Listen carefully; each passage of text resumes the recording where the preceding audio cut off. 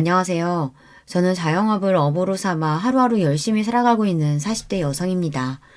본인 사업장을 꾸려가시는 분이시라면 다들 아시겠지만 장사라는 게 결코 녹록지가 않은 일이죠. 무슨 일이든 밥 벌어먹고 사는 일에 쉬운 일이라는 게 없다지만 하루 매출이 그날그날 눈으로 확연히 드러나는 일인 만큼 쉽사리 휴일을 가지기도 어려운 일이 바로 장사죠. 특히 저는 식당을 운영하고 있거든요. 식당 운영이라는 게 손님들이 오시는 시간을 제외해도 음식을 미리 준비하고 재료를 손질하는 등 사람 손 가는 일이 너무 많아요. 하지만 아무리 바빠도 세상 사는 이야기 나눌 존재가 없다는 허전함을 느끼는 건 또 별개의 일이잖아요.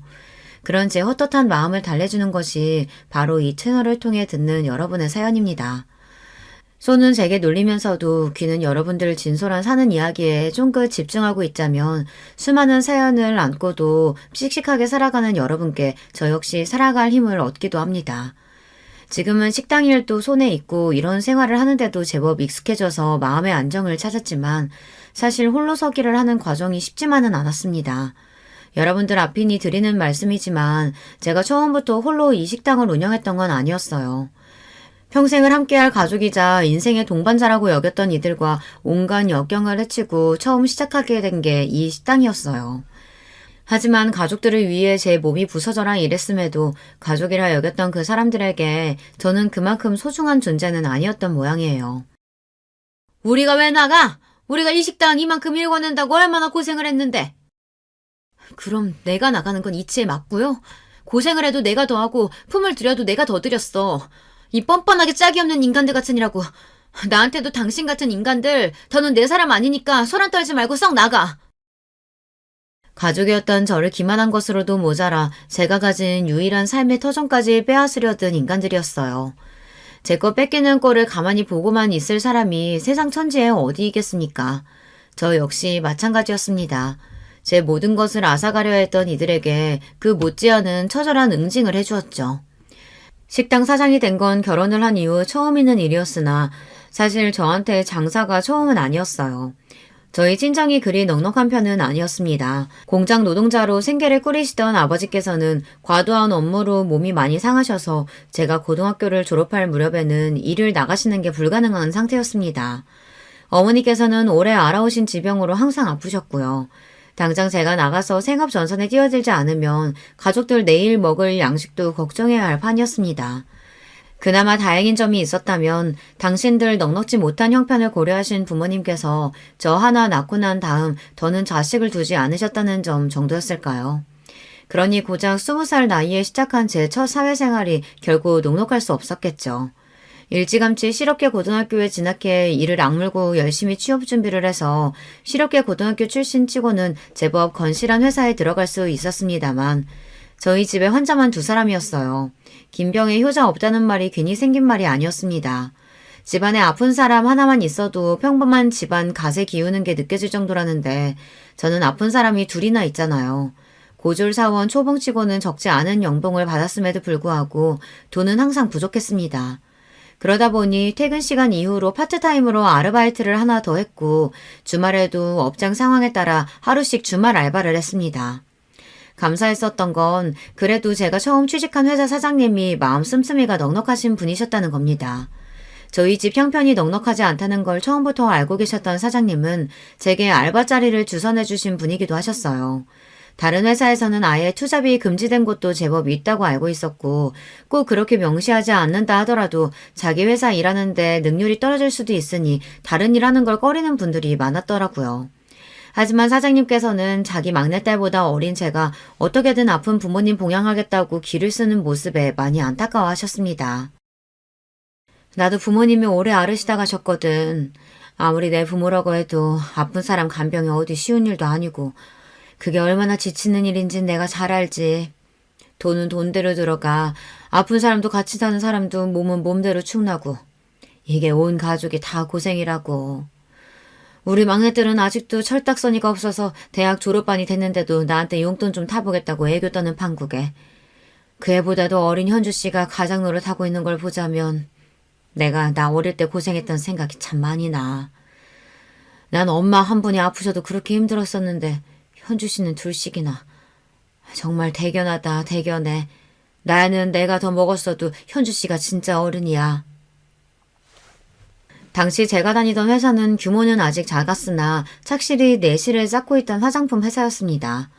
어린아이도 바를 수 있을 정도로 저자극인 기초 화장품을 주력 상품으로 내걸고 있었기에 예민한 피부를 가진 소비자들에게 입소문이 나고 있었죠.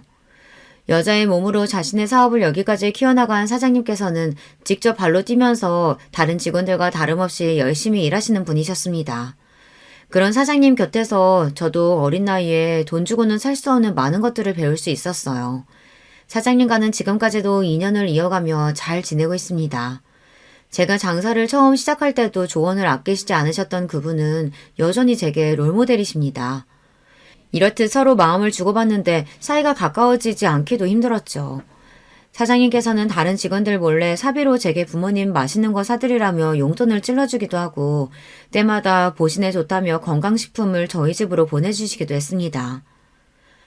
현주 씨, 우리 단독 매장 2호점 오픈할 계획 있다는 건 알고 있지? 그래서 말인데 현주 씨가 그쪽 매장 관리를 도와주면서 그 수당 대신에 운영 지분을 추후에 가져가는 쪽으로 일해보는 거 혹시 어떻게 생각해? 당장 돈이 급하니까 저녁에 따로 일까지 하고 있지만 사실 그게 액수가 그리 크지 않잖아. 당분간은 자리 잡느라 쉽지는 않겠지만 매장 성공만큼은 내가 내 회사를 걸고 자신할 수 있어. 사장님이야 당연히 믿죠. 근데 저한테 그렇게 큰 기회를 주셔도 정말 괜찮으시겠어요? 내가 현주 씨 아니면 또 누굴 믿고 이런 일을 맡기겠어? 이래봬도 내가 사업하는 사람이야. 손해보는 짓은 절대 안 한다고. 사장님 말씀대로 돈 들어갈 구석이 천지이니 가리지 않고 닥치는 대로 일을 하고는 있었으나 정규직으로 근무 중인 직장을 제외하고는 일용직이나 다름없었으니 수입이 좋기가 힘들었어요. 그런데도 휴식 시간은 턱없이 부족하니 20대 꽃 같은 나이에도 제 눈 밑에 다크서클이 가실 날이 없었습니다.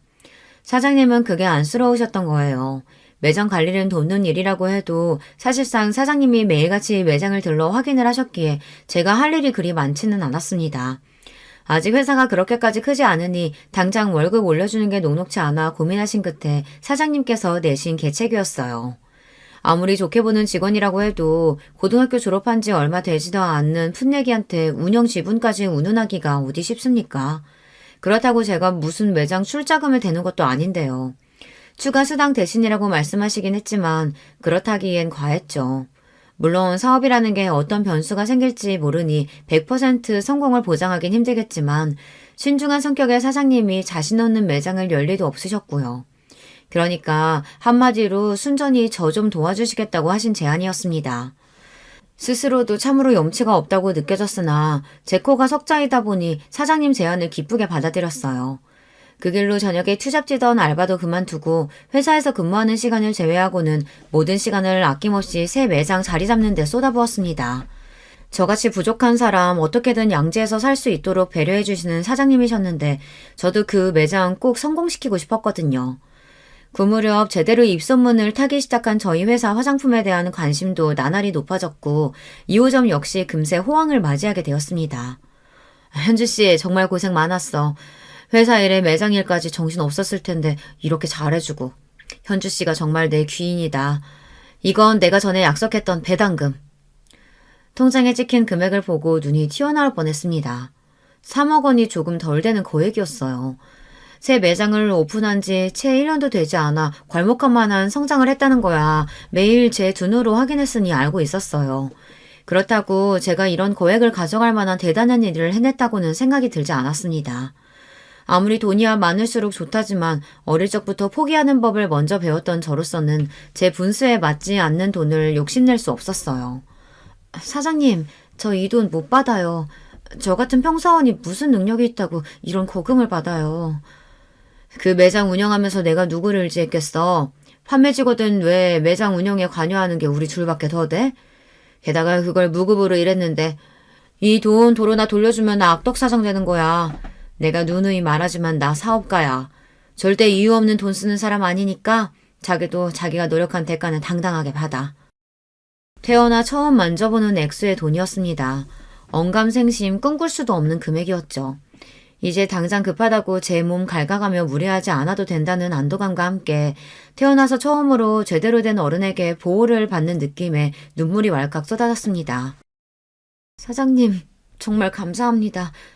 돈도 돈이지만 사장님 아니셨으면 제가 지금쯤 어떻게 되었을지도 몰라요. 사장님께서는 제가 살아갈 힘을 주신 거예요. 이 은혜 정말 죽어서도 잊지 않을게요. 정말 감사합니다, 사장님. 이 돈이면 이제 부모님 병원비도 걱정하지 않아도 되겠다는 생각에 너무나 기뻤습니다. 그러나 그런 생각도 잠시, 그로부터 얼마 지나지 않아 아버지께서 먼저 떠나신 후 채 반년도 지나지 않아 어머니까지 제 곁을 떠나셨습니다. 그렇게 돈 없어서 지긋지긋하게 살 때는 아파서 시름시름 고생하시다가 이제 넉넉해지니 효도할 새도 없이 급히 떠나신 부모님이 야속하게 느껴졌습니다. 그간의 고생에 대한 원망과 좀 더 잘해드리지 못한 죄책감 등으로 무너져 내린 저를 감싸 안아주신 것 또한 사장님이셨습니다. 현주 씨가 부모님께 어떻게 했는지 내가 다 잘 알아. 그 누구도 현주 씨보다 더 잘할 수는 없었을 거야. 부모님께서도 그렇게 생각하실 거고.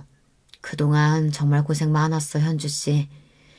사장님이 아니셨더라면 정말 세상에 홀로 남는 기분에 많이 힘들었을 겁니다.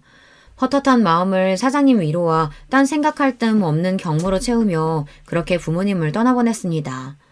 남편을 만났던 때는 여전히 부모님을 떠나보낸 상실감에 허전함을 느끼던 시기였어요. 저희 회사와 거래하던 유통업체 쪽 직원이었던 남편은 처음부터 제게 호감을 가지고 다가왔어요. 하지만 그때까지 바쁘게 돈 벌어 가족들 보양할 줄만 알았던 저는 연애 한번 제대로 해본 적이 없었습니다. 환경 때문이기도 했지만 솔직히 연애고 뭐고 다 귀찮기도 했습니다. 제 성향 자체가 누구랑 왁자지껄하게 어울리는 걸 좋아하는 성격이 아니더라고요. 하지만 그럼에도 이제 하늘 아래 내 가족이 하나도 없다는 것만큼은 외롭게 느껴졌습니다. 남편이 첫눈에 호감에 들었던 건 아니었기 때문에 아마 그런 시기가 아니었더라면 여느 때처럼 남편 호감을 무시했을 거예요. 제 환심을 사겠다며 자잘한 선물을 하고 따뜻한 말 한마디 건네는 게 그때는 참 의지가 되었습니다. 그렇게 물 흐르듯 자연스럽게 남편과 만나게 되었어요. 내가 강무씨 우리 현주한테 잘하나 못하나 두 눈 시퍼렇게 뜨고 지켜볼 거야. 현주 씨는 나한테는 딸이나 마찬가지인 사람이야.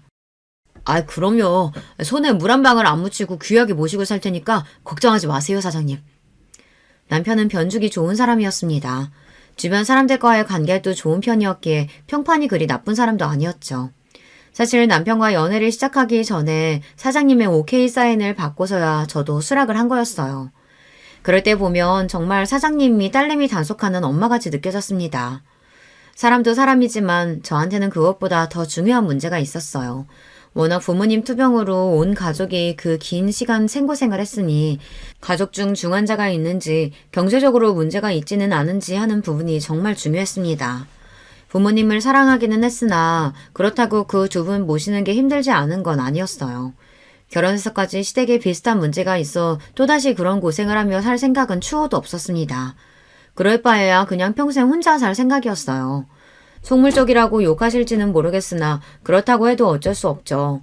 저랑 비슷한 고생을 해보신 분들은 아마 공감하실 겁니다. 그 점은 남편에게도 처음부터 확실히 했습니다. 더는 그런 고생을 하고 싶지도 않고 나 역시 내 배우자 될 사람에게 그런 짐은 지우지 않을 거라고 말이죠. 남편 역시 제 사정을 듣더니 이해를 하더라고요. 결혼이 사랑만으로 되는 건 아니라는 생각에는 처음부터 동의했던 저희 두 사람이었습니다.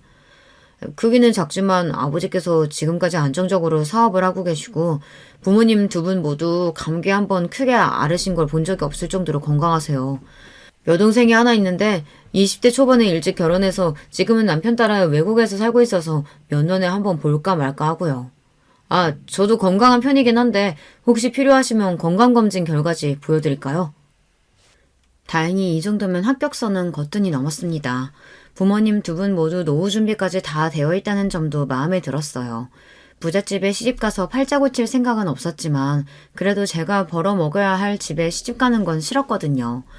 남편도 자기 일 잘해서 월급 꼬박꼬박 잘 받고 있으니 이만하면 결혼 상대로 나쁘지 않겠다고 생각했습니다.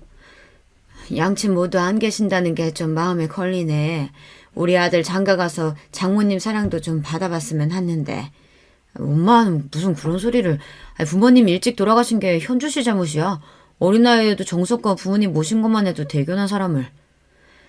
시어머니 되실 분이 저한테 제대로 된 친정이 없다는 걸 꼬투리 잡아 걸고 넘어지셨으나 남편인 단박에 말을 끊어버렸습니다. 결혼이야 마음 맞는 사람 만나서 하면 좋고 아니어도 별 상관없다고 생각한 저와는 달리 남편은 결혼에 목숨을 걸고 있었습니다. 저한테 트집 잡아봐야 저는 영 가망이 없겠다 싶으면 정리할 생각도 있었으니 손해볼 건 어차피 당신 아들뿐이었어요. 그렇게 며느리 귀 한번 눌러보겠다는 시어머니 시도는 수포로 돌아가고 그 이후로는 별다른 문제 없이 수월하게 결혼에 골인했습니다. 결혼 전에 경제적인 문제에 관해서도 집이나 생활비 같은 건 서로 각출하기로 하고 서로의 수입은 각자 관리하기로 합의를 했기 때문에 집을 합쳤다는 것 외에는 생각보다 많은 부분이 바뀌지는 않았습니다. 결혼 전 제가 목돈을 제법 모아놓았다는 것도 굳이 남편에게 미리 밝히지는 않았어요. 저 역시 남편에게 굳이 캐묻지 않았고요. 결혼 전에 번 돈이야 온전히 본인 재산인 건데 제가 궁금해하거나 탐낼 것도 아니고요.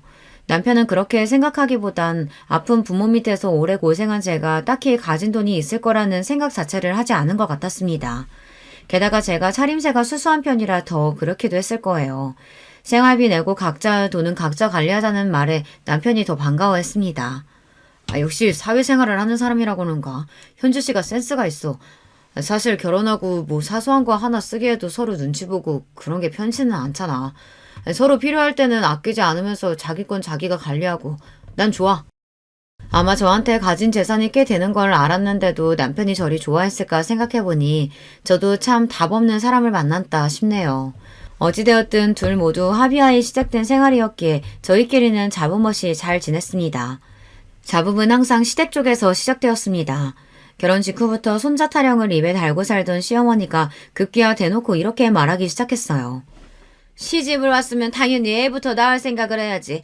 나이가 적은 것도 아니고 곧 있으면 노산인데 남의 집 대 끊을 작정인 게 아니면 당연히 며느리 의무부터 할 생각을 해야 할 것 아니야.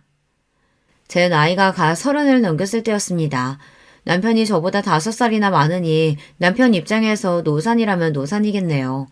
평소 같으면 시어머니가 뭐라고 하든 말든 신경도 쓰지 않지만 아이 문제에서만큼은 남편도 은근슬쩍 제 어머니 편을 들더라고요. 사실 더 늦기 전에 나도 아이 가졌으면 싶기는 하거든. 자기도 아예 자식 생각이 없는 건 아니잖아. 그런 거 같으면 더 기다릴 것도 없이 가지는 것도 좋지. 남편 말대로 제가 아예 아이 생각이 없는 건 아니었기에 저 역시 고민을 하기 시작했습니다. 하지만 회사 문제도 있고 분명 아이가 생기면 지금과는 생활이 달라져도 너무나 달라지겠죠. 아이 가진다고 나 일 쉬면 그동안 내 수입이 없을 텐데 그건 어떻게 하고? 그리고 아이 낳는다고 은근슬쩍 집에 눌러앉을 생각 없어. 최대한 빨리 회사 복직해서 일할 거야. 그럼. 설마 내가 당신 집에 들어앉힐까 봐? 그리고 내 자식 갖겠다고 하는 건데 설마 내가 당신 돈 안 벌어온다고 타박하겠어? 걱정 마. 이렇게 된 김에 당신도 좀 쉬면서 몸도 보호하고 아이 준비하는 건 어때? 당신 고등학교 졸업하고 이때까지 제대로 된 휴가 한 번도 못 갔잖아. 돌이켜 생각해보니 정말로 제대로 쉬어본 적이 없었습니다. 그래, 이제 나 일한다고 굶어 죽는 것도 아니고 남편 말 맞다나 제 새끼 가진다고 쉬는 건데 날 구박이라도 했다가는 가만 안 두면 그만이지 하는 생각이 들었습니다. 남편 모르게 쓸 수 있는 여윳돈도 제법 많았고요. 그래, 설마 내가 잠깐 쉬다 온다고 현주 씨 자리 하나 못 지켜주겠어? 이날 이때까지 그렇게 쉴 틈 없이 일했는데 이제 현주 씨도 숨 돌릴 틈이 좀 생겼네.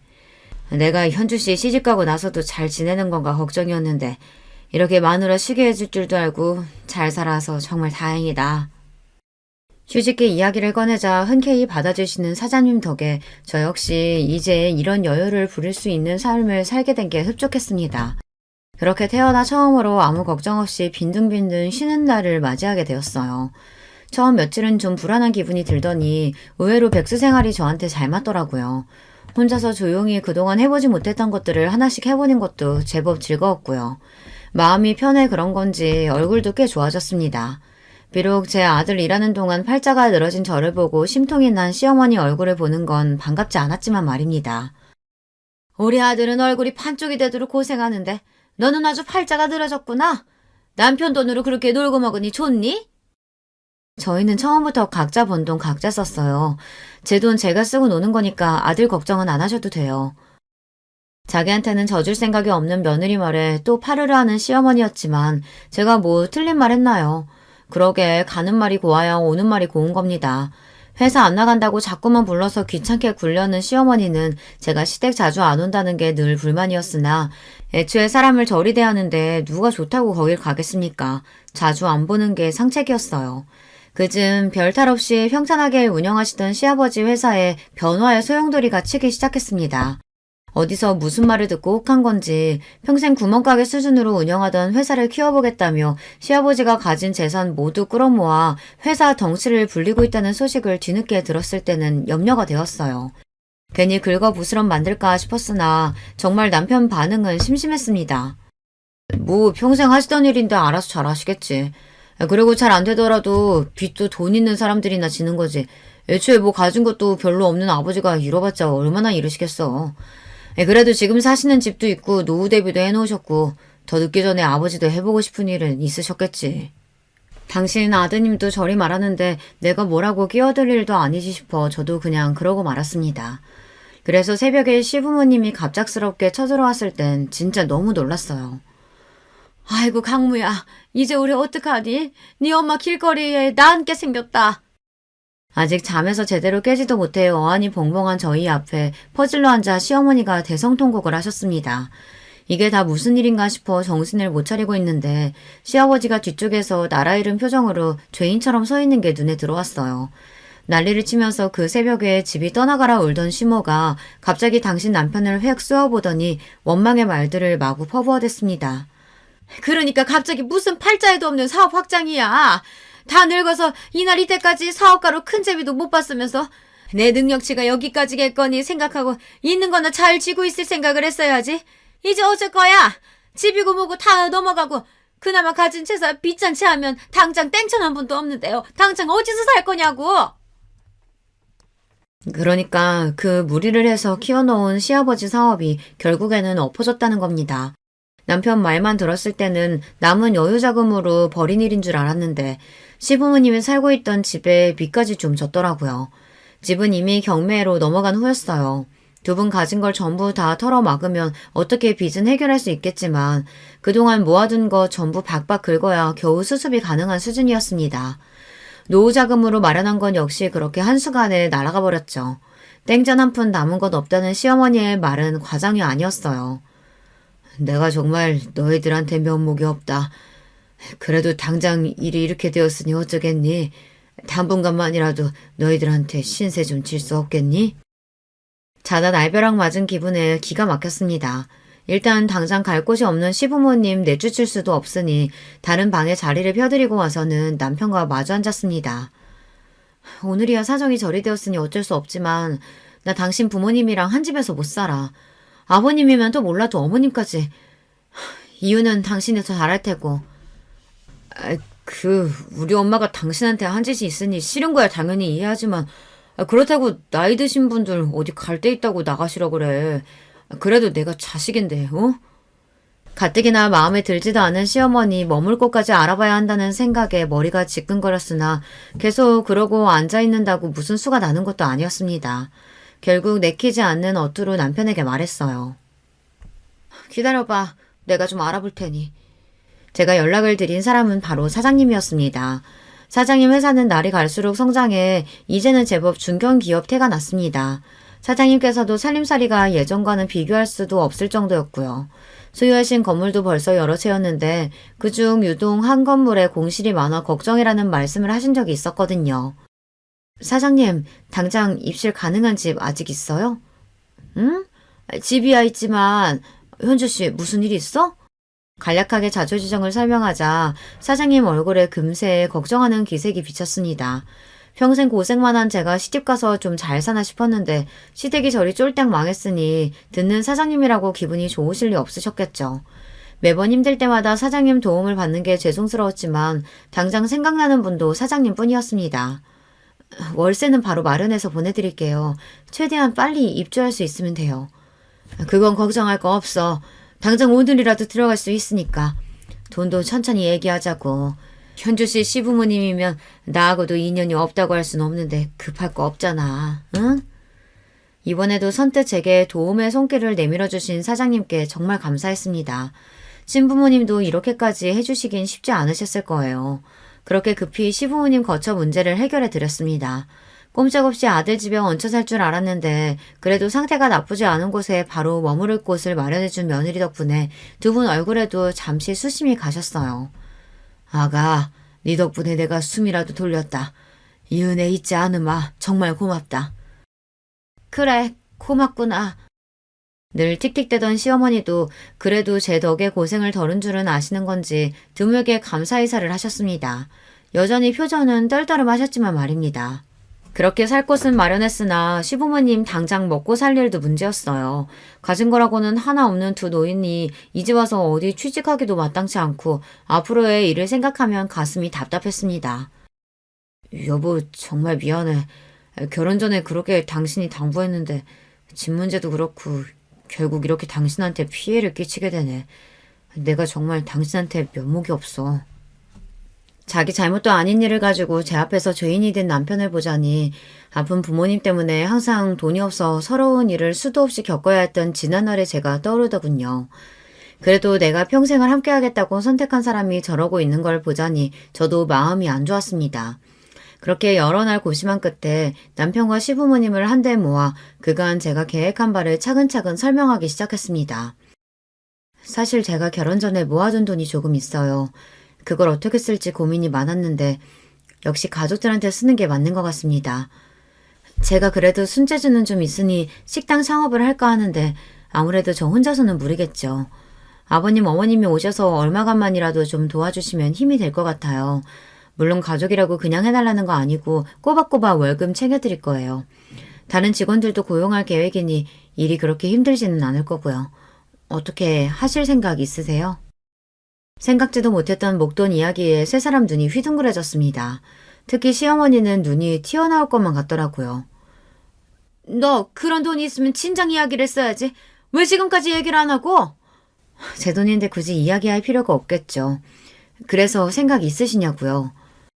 본인이 아쉬운 입장임에도 무슨 자격으로 얘기를 하니 많이 발끈하는 시어머니는 쏙 빼버릴까 하는 생각이 잠시 들었지만 어쨌든 저랑 제 남편 좋자고 꺼낸 이야기였으니까요. 저 사람이 괜한 소리를. 우리야 그저 고맙지. 우리 같은 뒷방 늙은이 일감도 주고 월급도 준다는데 그렇지 않아도 내 사업이 그리 되고 나니 그렇게 들러붙던 인간들도 다 떠나고 돈 한 푼 빌리기가 쉽지 않았다. 이렇게 네가 도와주니 이제 굶어 죽을 걱정은 하지 않겠구나. 시켜만 주면 무슨 일이든 해야지. 그래도 시아버지는 염치는 있으신 분이셨어요. 저 나이에 사업까지 하신 분이면 자존심 내세워서 뻗대는 인간들도 있을 텐데 그래도 본인이 벌인 일 어떻게든 본인이 수습하려고 노력하시는 건 높이 살만했습니다. 시어머니는 며느리 밑에서 일할 생각에 분한 모양이었지만 당장 아쉬운 건 제가 아니니까요. 마지못해 기어들어가는 목소리로 시어머니가 말했습니다. 그래, 나도 나가마. 그렇게 창업 준비가 시작되었습니다. 갑작스럽긴 했습니다만 어렴풋이 식당 창업에 대해서 생각해보지 않은 것은 아니었습니다. 마침 임신 준비로 휴직한 상태에 시간 여유가 넘치는 상황이었으니 어떻게 여러 가지 상황이 잘 맞물린 거였죠. 어머, 식당을? 하긴 현주 씨 손이 워낙 야무져야지. 그래도 창업이라는 게 쉬운 일이 아닐 텐데 그나저나 현주 씨 같이 유능한 직원이 그만두면 아쉬워서 어째? 창업을 하게 되었으니 회사 생활을 완전히 정리해야 해서 말씀드렸더니 사장님께서 많이 아쉬워하셨습니다. 그러면서도 저의 새 출발을 진심으로 축하해 주시는 사장님이었어요. 다른 그 누구보다 사장님의 지지가 큰 힘이 되었습니다. 저기 자기 여윳돈이 대체 얼마나 되는 거야? 식당 인테리어도 그렇고 돈이 한두 푼 드는 게 아닐 텐데. 나도 있는 돈 없는 돈 다 긁어모아 탈탈 털었어. 5억 조금 안 될 거야. 내 전 재산 다 쏟아부으니까 이 식당 꼭 성공해야 돼. 5억? 5억이라는 말에 금방이라도 남편이 뒤로 넘어갈 것 같더라고요. 사실 가진 돈은 5억이 좀 넘었으나 저도 마지막 믿는 구석은 있어야죠. 결혼 전에 사장님께 받았던 3억이 좀 안 되는 돈은 그동안 투자 등을 통해 그 몸집을 키워 5억이 넘는 돈으로 불어났습니다. 거기에 결혼 전까지 딱히 쓰는 것도 없이 차곡차곡 모아둔 월급까지 합치면 금액이 더욱 커졌죠. 제가 아무렴 믿는 구석도 없이 덜컥 휴직계를 썼겠습니까? 몇 년 정도는 한량처럼 놀아도 전혀 걱정할 것이 없었습니다. 비록 생각만 했던 일이 갑작스럽게 현실로 구현되긴 했지만 제가 그렇게 호락호락한 사람은 아니었어요. 식당 인테리어며 메뉴 구성이며 정신없이 바쁘게 돌아가는 와중에도 시장 조사와 어떤 고객층을 타겟으로 잡을지 철저하게 준비했습니다. 제가 제 업장을 운영해 본 적은 없어도 회사 다니면서 새 매장 운영 일은 해보지 않았겠습니까? 비록 동종업계는 아니지만 그때 사장님 하시는 걸 보면서 배운 게 결코 적지 않았습니다. 사장님 역시 자기 사업으로 바쁘신 와중에도 틈틈이 재창업에 조언을 아끼지 않으셨습니다. 제가 아는 전문가 중에도 가장 신뢰할 수 있는 사람이 사장님이셨으니 돈 주고도 얻지 못할 귀한 말씀을 거저 얻은 거나 마찬가지였죠. 그렇게 제대로 준비한 저의 첫 식당이 문을 열었습니다. 한식 가정식을 주 메뉴로 잡아 깔끔하게 즐길 수 있는 세련된 인테리어의 식당이었어요. 사실 다루는 메뉴는 백반집에서 흔히 볼 수 있는 것들이었지만 마치 일본 가정식이나 1인 코스 요리를 먹는 것처럼 깔끔하고 세련되게 구성을 했습니다. 이건 역시 다분히 의도된 것이었어요. 요즘 젊은 층들 사이에서 이런 소박한 음식들이 유행이거든요. 그 와중에 사진 찍을 만한 예쁜 것들에 열광하는 심리를 잘 파악해서 꼭 인증창 찍기 좋은 잘 꾸며진 카페에서 든든한 한식으로 배를 채울 수 있는 식당을 만든 거죠. 이건 역시 제 아이디어에 사장님께서 살을 붙여주셨습니다. 거기에 회사 다닐 적 제 주력 업무였던 인터넷 매체를 활용한 홍보까지 더해 저희 식당은 인근에서 아주 핫한 식당으로 급부상했습니다. 덕분에 식당 일은 눈코 뜰 새 없이 바빠졌어요. 처음 시부모님께 말씀드린 대로 직원들도 넉넉하게 뽑았습니다. 비록 양념장 비율을 비롯한 음식 레시피는 저 혼자 알고 있는 영업 비밀이었으나 그 외의 업무는 직원들에게 고루 분배해 사람이 많아도 직원들이 너무 급히 서두르는 느낌이 나지 않도록 신경 썼습니다. 백반을 먹어도 귀히 대접받는 느낌이 나도록 이게 제가 철저하게 지키는 저희 식당 영업 방침이었습니다. 대접받는 걸 싫어하는 사람은 아무도 없으니 젊은 손님층은 물론 그 젊은 손님들이 자기 부모님을 모시고 대접하는 곳으로도 꽤 좋은 평가를 받았죠. 시부모님 월급을 드리려면 명분이 있어야 하니 두 분 출근하시라고 하긴 했지만 사실 그렇게 일을 시킬 생각이 있는 건 아니었어요. 특히나 시어머니의 경우 그 모난 성격으로 손님들 심기나 거스르지 않으면 다행이었기에 나와서 남을 다듬는 거나 조금 돕게 하고는 몇 시간 식당에 머물게 두지도 않았습니다. 시아버지께도 소일거리 정도나 드릴 생각이었으나 예상보다 시아버지도 다부지게 마음을 먹고 진지하게 일에 임하시더라고요. 제가 말려도 의욕적으로 온갖 일을 찾아하시고 손님들에게도 친절하셨고요. 결국 시아버지는 서빙 일을 맡게 되셨는데 은발의 신사가 친절하게 서빙하고 음식 설명을 해주는 게 제법 반응이 괜찮았습니다. 그저 용돈벌이나 할 수 있게 해드리려고 했는데 저리 열심히 해주시니 저도 기분이 나쁘지 않았죠. 여보, 요새 식당 일 때문에 정신이 하나도 없지? 아무래도 믿고 맡길 수 있는 사람이 더 있어야 하지 않겠어? 응? 아니야. 몸은 좀 힘들어도 요새 장사도 잘 되고 입소문도 타고 있고 기분이 좋아 그런가 버틸만 하네. 생각해보니 그때부터 남편은 슬슬 시동을 걸었던 것 같은데 워낙 식당 일 외에 신경을 못 쓴 제가 미처 알아차리지 못했던 것 같습니다. 식당을 연 지 1년이 좀 넘었을까. 한 유명 케이블 맛집 프로그램에 저희 식당이 등장한 이후부터는 이제 식사 시간에 웨이팅 없이는 입장이 어려울 정도로 손님이 늘어났습니다. 그야말로 초대박이 난 거죠. 여보, 내일부터는 나도 식당으로 출근할게. 당신 혼자서 이 난리 감당이 되겠어? 이럴 때 남편이 힘이 돼야지. 무슨 소리야? 당신 회사는 어쩌고? 실은 나 회사 정리했어. 내 월급 쥐꼬리만한 거 받는 거보다 당장 식당 일이 훨씬 더 급한데 여러모로 생각해봐도 그게 더 우리 부부한테 이득 아니겠어? 마누라한테 이런 방구도 없이 덜컥 회사 간다놓고 하는 소리가 아주 가관이었습니다. 제가 언제 저더러 도와달라고 했나요? 요새 취직이 얼마나 어려운데 사람 사는 일이 어찌 될 줄 알고 저렇게 경솔한 행동을 한답니까? 거기다 지금껏 자기 수입 철저히 자기 것으로 해놓고 왜 식당 일은 자기가 참여하는 게 당연한 것처럼 구는 거냐고요. 한마디 상의 없이 멋대로 결정해놓고 내 식당은 왜 제 집 지나들듯 마음대로 출근하니만이 하는 건데 당신 정말 내가 우스워? 그러고 며칠간 남편과의 냉전이 이어졌습니다. 쉽사리 화를 풀지 않는 저에게 남편이 기가 팍 죽어서는 우는 소리를 했어요. 나는 정말로 자기 생각한다고 그런 거야. 우리 부모님도 식당 나가서 일손 거두시는데 남편이 돼서 당신 고생하는 거 뻔히 알면서 가만히 있기도 그랬다고. 그리고 사표는 진작 수리됐는걸. 그러지 말고 화 풀어라. 자기야, 응? 속이 뒤집힐 지경이었지만 직장도 없는 마당에 저 인간을 놀려봐야 또 뭐 하겠습니까? 이건 남편이 아니라 왼수가 따로 없었어요. 그렇게 울며 겨자 먹기로 남편까지 식당에 출근하게 되니 이제 온 시댁 식구들이 식당에 불터서 먹고 사는 판국이었습니다. 시아버지야 열심히 일을 하신다곤 하지만 아무래도 경력 있는 다른 직원들 따라가기는 쉽지 않았죠. 게다가 월급도 다른 직원들보다 거의 배는 챙겨드리고 있었어요. 얄밉긴 하지만 시어머니 역시 마찬가지였죠. 사실상 제가 시댁 생활비를 대는 거는 다름없었습니다. 서로 짐이 되지 않는 깔끔한 결혼 생활을 하자며 결혼 전 남편과 한 약속이 무색했습니다. 예, 그래도 제가 명색이 사장 남편인데 일반 직원이랑 똑같이 대우해서 되겠어? 쟤도 뭐 믿는 구석이 있어야 좀 어깨 피고 살 거 아냐. 뭐가 예쁘다고 직장까지 때려치운 남편놈 직함까지 달아주니까 온 가족이 며느리한테 붙어 기생하면서 참 염치도 없다 싶었어요. 처음에는 제 눈치를 보던 남편도 잘나가는 식당 사장인 부인 덕에 직원들한테 사장님과 다름없는 대우를 받다 보니 아주 붕 떠서는 자기가 사장이라도 된 듯 굴었습니다. 당신 내 직원들한테 함부로 말 놓고 그러지 마. 나도 신경 써서 대우하는 사람들인데 왜 당신이 더 사장인 것처럼 거들먹거려? 내가 뭘 잘못했다고. 직원들 기운 좀 내라고 한 말 가지고 뭘 그렇게 예민하게 반응해. 당신 가만 보면 사장 됐다고 남편 너무 무시해. 직장 때려치웠을 때부터 서서히 남편에게서 멀어진 마음은 남편이 식당에 들어앉은 후로는 완전히 정이 떨어지는 지경까지 이르렀습니다. 이제 와서 도움을 주는 게 아니라 물 흐리는 거나 마찬가지였어요.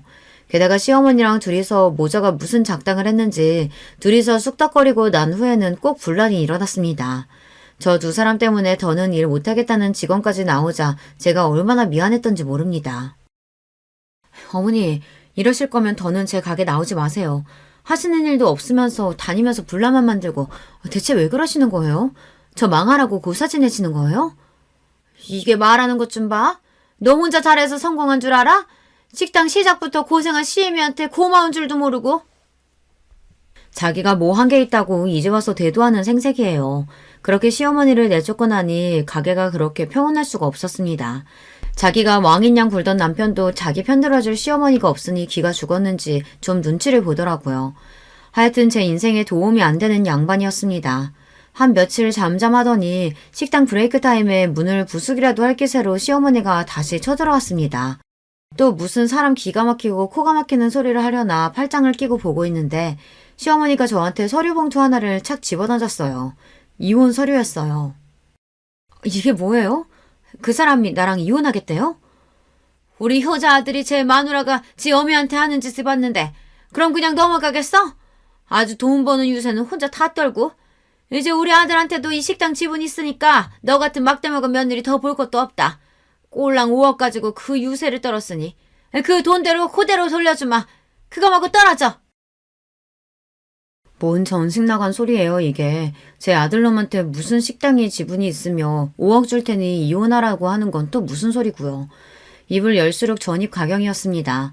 며느리한테 빌려먹는 주제에 돈 5억은 또 어디서 났고요. 그동안 며느리 돈 받아서 겨우 먹고 살았으면서 참 뻔뻔하기가 우스울 지경이네요. 저 아니면 돈 나올 구멍도 없으시면서 어머님한테 5억이 웬 말이에요? 내가 달라면 이거 줄 능력은 되시고요. 내가 능력이 왜 없어? 우리 아들이 이제 잘 나가는 식당 사장님인데 너 나중에 딴소리 할 생각 말고 이 돈 주면 두 말 없이 이혼하는 거다. 알겠어? 그 인간이 도대체 제 어미 앞에서 무슨 허풍을 떨었는진 몰라도 저도 저 두 인간들한테 신물이 날 만큼 난 상태였습니다. 다 죽어가는 저들 살려줬으면 고마운 줄을 알아야지 감히 은혜를 원수로 갚는 짐승만도 못한 행태를 더는 두고 봐줄 생각도 없었고요. 그렇게 계산을 마친 저는 시어미를 쏘아보고는 말했어요. 어머니, 뭘 믿고 덜컥 이혼 도장부터 찍겠어요. 5억 입금하면 그때 도장 찍어줄 테니 어머니나 군소리 마세요. 그렇게 제 통장에 찍힌 5억을 확인하고 나서 시원하게 이혼 서류에 도장을 쾅 찍어버렸습니다. 멍청하게 제 아들 허풍에 바보된 줄도 모르고 꼴보기 싫은 며느리 치우고 식당까지 먹어치운 줄 아는 시모꼴을 보고 있자니 고소해서 비웃음이 비집고 나오는 걸 억지로 참느라 아주 혼났어요. 다음날 시모가 혼비백산을 한 꼴로 다시 제 식당에 뛰어들어왔습니다. 멀리서 보이는 시모 꼴을 보고는 미리 연락해둔 직원에게 손짓을 했죠. 시모는 우람한 직원의 제지에 제 식당 안으로 들어오지도 못하고 밖에서 부들부들 떨고 있었습니다. 제 딴에는 분해서 아주 죽을 지경이었을 겁니다. 그러던지 말든지 저는 여느 때와 다름없이 정성껏 음식을 만들고 손님을 응대했죠. 식당 마감 시간이 지나고서야 시모를 식당 안으로 들였어요.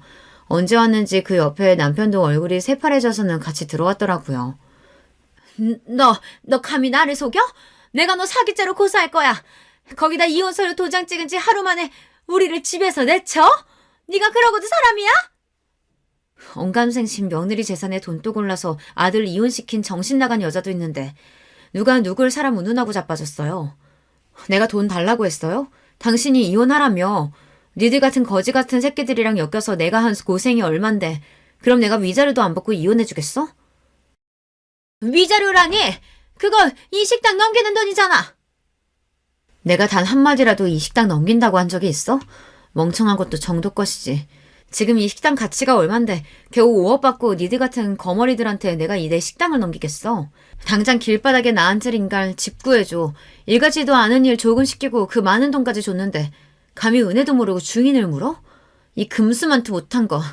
나도 니들 같은 거머리 새끼들이랑은 더 보고 살 생각 없으니까 당장 꺼져. 당연히 제 것인 줄 알았던 식당이 신기루처럼 사라지고 돈 5억까지 날렸다는 걸 깨달은 시어머니 낯빛이 질리다 못해 피기가 싹 가셨습니다. 그 옆에서 안절부절 못하고 서 있던 남편놈이 제 앞에 무릎을 꿇고 주저앉았어요. 여보, 나 진짜 몰랐어. 내가 미쳤다고 당신이랑 이혼을 해? 나 이혼 절대 못해. 내가 접수한 것도 아닌데 어떻게 이혼을 해? 이놈이야 당연히 나랑 이혼할 생각이라고는 손끝만큼도 없겠지. 쪽쪽 빨아먹을 재산 있는 마누라 미쳤다고 이혼을 하겠어? 근데 어쩌니? 네 어미가 서류를 하도 잘해와서 나는 그냥 도장 찍어준 거밖에 없어. 서류도 네 어미가 보냈잖아. 접수까지 다 된 이혼 서류. 이제 와서 네가 뭘 어쩔 거야? 그동안 네가 주제도 모르고 내 소중한 식당에서 온갖 꼴값 다 떨면서 설치고 다닌 거 내가 모를 줄 알아? 내가 내 청춘 다 갈아서 모은 돈으로 내 노력으로 일군 걸 네 놈이 뭘 했다고 감히 눈독을 들여? 이 버러지 같은 놈. 너 같은 놈 알아서 떨어져 준다니 내가 오늘부터 발 뻗고 자겠다. 네 놈 상대할 시간 없으니까 네 미친 엄마 데리고 당장 내 식당에서 나가. 그렇게 제발 살려달라고 비는 그 두 인간들을 제 눈앞에서 치워버렸습니다. 시어미야 처음부터 마음에 안 드는 인간이었으니 멍청하게 욕심부리다가 자기는 물론이고 자기 남편과 자식 인생까지 말아먹은 게 그저 고소하기만 했습니다. 하지만 남편놈은 그래도 한때는 저와 일평생을 함께하겠다고 마음먹었던 사람이었어요. 돈 앞에 사랑도 부질없었던 거였는지 아니면 애초에 그만큼의 사랑은 아니었던 건지 알 수 없지만 가슴이 휑한 기분이 드는 건 어쩔 수 없었습니다. 이미 서류 접수되었는데 이혼이 장난도 아니고 뒤늦게 남편이 난리쳐봤자 법원에서 받아들일 리 만무했습니다. 애초에 서류 접수가 자기 본가 쪽에서 되었는데 제가 갖다 낸 것도 아니고 뒤늦게 부린 변덕 정도로 치부되었으니 재판부 입장에서는 괘씸죄만 더해졌죠. 그렇게 결국 남편과의 인혼이 확정되었습니다. 지가 지발로 직장 때려치우고 더는 제 식당에서 나댈 일도 없고 저 아니면 믿을 구석도 없으니 직업도 없는 놈이 개털인 상태였죠. 그렇다고 자기 부모들 사정이라고 다를 바 있습니까? 그 고약한 여자가 저한테 이혼 서류를 집어던진 바로 그날 곧장 집을 내어주신 사장님께 연락을 드렸습니다. 제 기가 막힌 소식에 저보다 더 분노하시는 사장님이셨어요. 인간의 은혜를 몰라도 정도 것이지 감히 현주 씨를 그딴 식으로 배신해? 알았어. 당장 내일 그 몹쓸 여자 짐 다 빼버릴 테니까. 내가 현주 씨 가족이니까 보증금도 안 받고 계약서도 안 쓰고 받아준 거지. 미쳤다고 그런 뻔뻔한 인간들을 내 건물에 들이겠어? 걱정하지 마 현주 씨. 다음날 사정 봐줄 것도 없이 집안에 있던 짐을 싹 다 빼서 건물 밖으로 던져버린 사장님이셨어요. 이럴 때 보면 참 화끈하고 거침없는 분이세요. 친정엄마 대신 저 생각해 주신다고 그렇게 더 강경하게 나오신 거였겠죠. 그 다음에야 앞서 얘기했으니 다들 아실 겁니다. 단 하나 마음에 걸리는 게 시아버지셨는데 제가 찾기도 전에 제 아내가 폐악을 부리신 건 알고 도리어 제 앞에서 고개를 숙이셨습니다. 네가 우리한테 어떻게 했는지 뻔히 아는데 아무리 내 자식 내 부인이라지만 어떻게 편을 들겠니? 내가 너한테 미안해서 고개를 못 들겠구나. 이런 못난 인간들 때문에 고생한 거 다 있고 부디 앞으로는 좋은 일만 있었으면 싶구나. 뒤늦게 알고 힘되어주지 못해서 미안하다. 당장 가실 곳도 마땅치 않으실 테니 제가 부로 준비한 돈도 한상코 거절하셨습니다. 비록 말년에 잘못된 선택으로 가진 걸 다 날리기는 하셨으나 그래도 본인 부인이나 아들 같은 인간들에게는 아까운 분이셨어요. 알고 보니 저한테 보낸 5억은 그 시험이라는 여자가 자기 아들이 유명 식당 주인이라며 사기쳐서 지인들한테 뜯어낸 돈이었어요. 모자란 돈 일부는 사채까지 썼다더군요. 그 여자 앞으로 걸린 송사가 한두 개가 아니었습니다. 그 여자가 자기 주제로 갚지도 못할 돈을 뜯어냈으니 결국 실형을 살게 되었다고 하는데 오히려 그 여자한테는 그 편이 나을 겁니다. 출소했다가 사채업자들한테 무슨 짓을 당하게 될 줄 알고요. 그래봤자 이제는 저랑은 상관없는 남의 일이지만 말입니다. 폭풍같이 휘몰아친 여러 가지 일들이 정리되고 나니 지금은 오히려 차분히 제 할 일을 하며 지내고 있어요. 식당도 이제 완전히 안정적인 노선으로 들어섰고 여전히 사장님처럼 저를 진심으로 위해주시는 귀한 인연들과 함께하니 정신 건강도 훨씬 좋아졌어요. 지금은 그저 오늘만 갖기를 바라며 하루하루를 살고 있습니다. 듣고 있자면 기가 막힌 제 이혼 이야기는 여기에서 마무리합니다. 긴 이야기 끝까지 함께해주신 여러분 모두 감사드려요. 안녕하세요. 저는 서울에서 아내와 사는 60대 초반의 남자입니다. 오늘은 저한테 일어났던 사연을 제보하려고 해요. 이 이야기는 저뿐만이 아니라 우리 가족의 인생이 다 포함되어 있을 정도로 큰 사건이었습니다. 그래도 이제 이런 얘기를 웃으면서 할 날이 오다니 인생 오래 살고 볼 일이네요. 여러분도 살면서 억울하거나 배신당했던 기억이 있으세요? 혹은 괘씸했던 경험이요. 만약 하나라도 해당하신다면 오늘 제가 제보하는 사연에 공감을 많이 하실 것 같습니다. 그럼 바로 시작할게요. 진영아, 아빠 네 형이랑 배 타고 고기 잡으러 갈 거야. 성희한테 말해놓을 테니 학교 끝나고 와서 성재랑 삼겹살 구워서 밥 먹어라. 밥 든든히 먹고 엄마 가게 일도 도와주고, 알겠지? 성재는 올 필요 없으니까 너만 가게로 가. 그럼 아버지 다녀온다. 네, 알겠어요, 아빠. 언제나 안전이 제일 우선인 거 알죠? 할머니가 바다는 사람이 이길 수 있는 존재가 아니라고 했어요. 그러니까 형하고 무리하지 말고 조심히 다녀오세요. 아휴, 할머니 돌아가시니까 이제 진영이 네가 잔소리 담당이냐? 알겠어. 우리 작은 아들 무서워서 아빠가 형이랑 조심히 배 탈게. 성희 누나 집안일 많이 하며 적당히 하라 그래. 우리 집은 집안 대대로 배를 타는 가문이었어요. 제가 아주 어렸을 때 할아버지가 아빠와 배를 탔었고 할아버지가 돌아가시고는 형이 아버지랑 배를 탔습니다. 아버지한테 듣기로는 아버지가 어릴 때도 증조, 고조 할아버지가 다 배를 타셨다고 해요. 바닷가에 자리 잡고 살아서 아무래도 바다와 관련된 일을 했습니다. 그리고 우리 집은 동네에서 배가 가장 많은 집이었어요. 워낙 성실히 일하시는 집안 어른들 덕분에 먹고 사는 걱정은 하나도 없었답니다.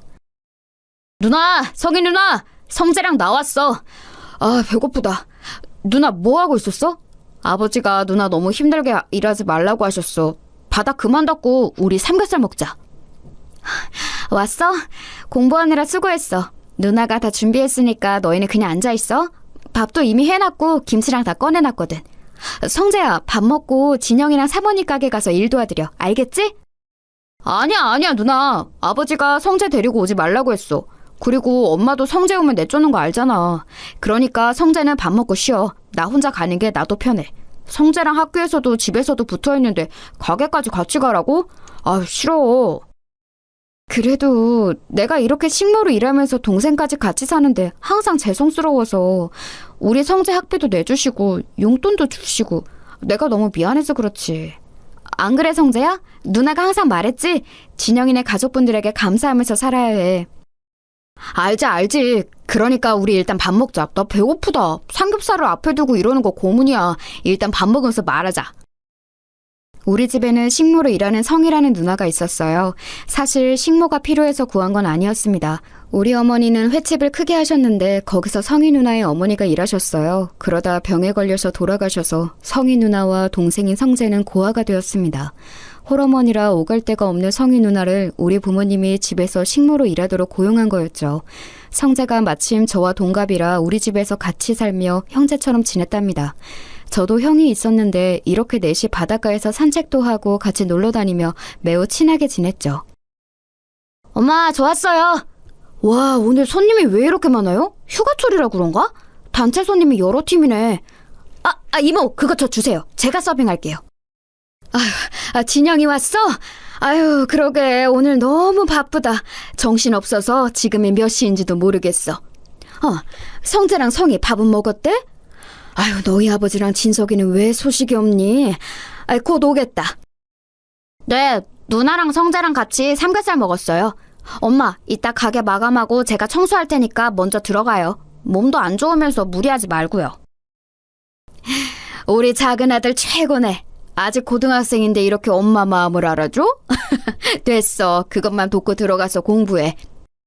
저는 주로 학교가 끝나면 집에 와서 밥을 먹고 엄마 가게로 향했어요. 성희 누나는 편의를 많이 봐주는 우리 부모님에게 항상 감사하다고 했습니다. 그러면서 성재를 가게로 같이 보낸 적이 많은데 우리 부모님은 한 번도 성재에게 일을 시킨 적이 없어요. 오히려 부모 없이 자라는 성희 누나와 성재가 안타깝다고 여기셨죠. 성재의 학비를 아버지가 대신 내줬고 가끔은 우리 형과 저보다 성재와 성희 누나를 더 챙긴다는 생각이 들 정도였습니다. 사모님하고 사장님은 무슨 자점 사업가야? 이렇게 직원들 챙겨주면 남는 게 있기는 해요? 명절이라고 보너스 가득 넣은 것 봐. 내가 아까 보니까 그 식모. 그래, 성희랑 성재까지 데리고 여행 간다며? 성희는 가만 보면 복 받았어. 이러다 큰아들하고 결혼하는 거 아니야? 성희가 며느리가 되면 우리야 좋지. 예쁘지, 일 잘하지. 우리가 축복이지. 그리고 내가 좋아서 베푸는 거니까 부담 가지지 말아요. 자, 그럼 명절 잘 보내시고 끝나고 봅시다, 다들. 고향 다녀오세요. 명절이 되면 가족이 없는 성희 누나와 성재를 배려해서 같이 여행도 다녔어요. 제가 생각해도 우리 부모님은 저 남매에게 최선을 다했습니다. 동네에서도 유명할 정도면 말 다 했죠. 이렇게 저는 평생 가족들과 행복하게 살 줄 알았어요.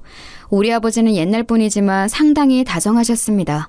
어머니도 언제나 가족들에게 사랑을 듬뿍 주는 분이셨거든요. 그래서 미래에 대해 걱정해 본 적이 없을 정도였죠. 하지만 인생이란 게 어떻게 풀릴 줄 모르잖아요. 우리 가족에게 불행이 찾아오게 되었습니다. 사실 지금 많은 시간이 흘렀는데도 그때 일을 기억하는 것이 아직도 많이 힘들어요. 그만큼 제 인생에 있어서 불행의 서막이었답니다. 그날은 비가 아주 많이 오는 날이었어요. 여름이었고 비를 포함해서 태풍도 오고 호우주의보가 발령됐었죠. 전국적으로 호우 피해가 심각했는데 우리가 사는 지역이 바닷가라 파도가 아주 세차게 쳤어요. 태풍 때문에 창문이 흔들릴 정도로 심각했던 기억이 나요. 아이고 어떡하나. 옆집 김씨가 지금 바다에 있다고 난리야. 내가 배를 탄 경험이 제일 많으니까 빨리 가서 김씨를 구해올게. 다들 나오지 말고 꼼짝 말고 집에만 있어. 알겠지? 무슨 소리 하는 거예요? 절대 안 돼요. 당신 나갈 생각 하지도 말아요. 지금 김씨 구하러 가다가 당신이 죽어. 안타깝지만 이런 날씨에 배를 타고 간 게 잘못이지. 당신 나가기만 해봐. 나도 같이 갈 거야. 어휴, 이 사람아. 그래도 우리가 김씨랑 얼마나 깊은 사이인데 이래? 사람이 이럴 때일수록 돕고 살아야지. 김씨 어머님이 지금 뒤로 넘어가셨어. 내가 제일 배를 잘 타니까 얼른 가서 김씨 데리고 올게. 아버지, 그럼 저도 같이 가요. 저도 아버지랑 같이 배 탄 경험 많잖아요. 아무리 그래도 아버지 혼자 보내는 건 절대 안 돼요. 엄마, 저도 같이 갈게요. 진영아, 엄마 못 나오게 막아. 성재야, 너도 부탁해. 안 돼, 안 돼. 안 된다고. 마다를 무슨 수로 이기려고 그래. 돌아오라고. 여보, 진서가. 이거 놔. 진영아, 성재야, 이거 놔. 엄마는 기를 쓰고 아버지와 형을 말렸어요. 하지만 워낙 고집이 센 아버지를 말릴 수 없다는 것은 저도 이미 알고 있었습니다. 형은 나가면서 저한테 걱정하지 말라며 어깨를 두드려 주었어요. 엄마는 거의 기절 직전까지 가셨고 저도 너무 걱정되어 손톱을 물어뜯으며 아버지와 형을 기다렸습니다. 그런데 너무 상황이 안 좋았어요. 아버지와 형이 김씨 아저씨를 구하러 바다에 나간 순간 거짓말처럼 비가 더 세차게 내리기 시작했습니다. 아이고, 내 남편 어떡해. 내 아들. 아이고, 돌아오라고. 급기야 엄마는 집에서 뛰쳐나가 아버지를 애타게 불렀어요. 하지만 슬프게도 아버지와 형은 싸늘한 죽음으로 땅에 도착했습니다. 김씨 아저씨를 구하러 나갔다가 결국 죽은 사람이 늘어난 셈이었어요. 그리고 우리 집은 너무 슬프게도 안 좋은 상황이 계속 이어졌습니다. 아유, 안타까워서 어째. 얘 진영아, 너희 엄마 지금 남편하고 큰아들을 잃고 제정신이 아니야. 저러다 뭔 일 나겠어. 또 초상 치르게 생겼어. 아유, 어떡하니. 지금 가게가 문제가 아니잖아. 너는 아직 고등학생이고 주변에 어른도 없고. 아유, 어떡해. 여보, 진소가 우리 큰아들 밥 먹어야 돼. 곧 있으면 우리 남편하고 큰아들이 가게에 올 거야. 그러니까 밥을 차려야겠다.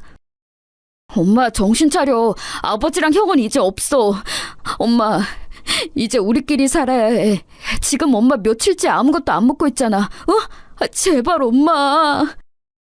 엄마는 말 그대로 아버지와 형을 잃고 정신이 나가버렸어요. 가게에 손님이 와도 아는 척도 하지 않았죠. 예전에는 친절하게 웃는 얼굴로 장사했는데 가게에는 관심이 전혀 없었어요.